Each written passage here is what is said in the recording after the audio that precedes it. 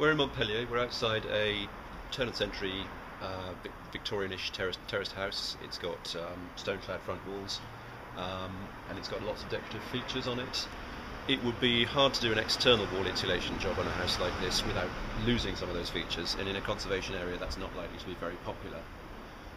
This particular house has also got they've also converted the roof, the attic space in the roof. They've insulated up into the roof pitches, and turned the top floor into an extra room. This house has also got double glazing as opposed to secondary glazing. They've replaced these sashes. These have actually got double glazing, 6mm double glazing units in them. Well, this is Worcester Bosch 24 CDI combination boiler. It's a standard combi boiler. This one is about 76% efficient. It's a few years old. When the time comes for this family to replace their boiler, they'll be able to buy a new one which is about 90% efficient. So the saving is 15% off their fuel bill roughly. There's also the matter of the heating controls. This one's got a clock programmer and a full set of thermostatic radiator valves going around the house. But if they also had a wall-mounted thermostat, they'd be able to shave an extra couple of percent off their fuel cost as well. I'd never recommend or suggest replacing a boiler just for the sake of getting a new shiny boiler that's a bit more efficient. But boilers have lifespans, and there's a time in every house's life when work needs to be done on it. And what's really crucial is when that time comes to have thought a little bit about what extra additional incremental improvements you can make at the time. Somebody has taken the opportunity to build into the attic space, and they've made themselves a lovely extra room. When doing this, the opportunity is there to increase the amount of living space you've got in your house, and also to increase the insulation in the roof as you go. There are practical limits on how much that can be done based on how thick the rafters are and how much insulation you can put in between them. But even if the rafters are quite skinny, there's always the opportunity to add a little bit more insulation underneath. And it really is worth doing this. It doesn't just make a difference to this room. The roof is a crucial, large-scale piece of the air surface area through which a house loses its heat. So the more insulation you can put in the roof, the better. Okay, technically the house could have solid wall insulation applied to it, but it's got that Bristol style sort of rough stone applied to the outside of the wall. This house has got very ornamental features, carved features around the doorway and the window frames. And we're in a conservation area. It would be quite unpopular, I imagine, and quite challenging to be able to do an external wall insulation job on it.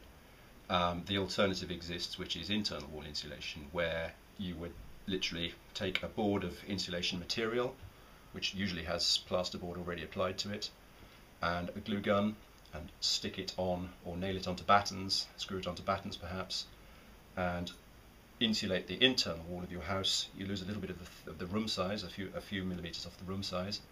Apply the insulation, plasterboard's already on top of it, call a plasterer to come and skim over the top and paint it up, and the house becomes that much warmer. Well, this is the front of the house, and whoever did the work has taken out the old original sashes from the sash windows and replaced them with newly made frames that have 6mm double glazing gap in between them. So it's a double glazed unit. There are 2 sheets of glass and a 6mm gap between them. 6mm is not a lot in double glazing terms. These days you can go to 16 or 20mm, but it's enough still to make a difference. And crucially for sash windows, and there are hundreds of thousands of sash windows all over Bristol, crucially for sash windows, you can fit that size of double glazing unit into a window sash that can still fit into the original frames. So instead of having to rip the whole of the window frame and the window out and sort of expose all the brickwork and patch up again afterwards, it's a much simpler process for a joiner, usually a specialist joiner, to take the old sashes out, pop the new ones in. Another advantage that you get at that point is there's an add-on opportunity to fit draft-proofing pile strips into the sash window frames. So because you have to take out the staff beads and the window furniture, there's an opportunity to increase even further how draft-proof the windows are. I think the Masterplan survey that is going to tell the owners of this house exactly where their heat is going, where their fuel is going, how it's leaving the house, which is going to be largely through the windows, and some through the roof, some still through the roof. And I think it's going to suggest to them that they do a bunch of things, including internal wall insulation probably, and replacing the boiler in due course. The windows they have, there's no reason to replace them at the moment, but again, sash windows have a lifespan. When they get to the end of the lifespan, it might be worth replacing them with better ones, with thicker glazing. The windows at the back of the house that they have are UPVC, with quite generous glazing gaps. So those are those are fairly efficient, and they tend to last for quite a good number of years. But again, there'll be a time when they need replacing as well. Part of the process it's not just what we can do now in a hurry to cut things.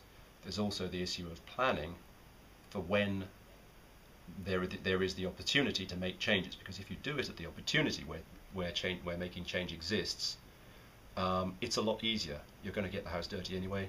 It's not going to cost you so much money.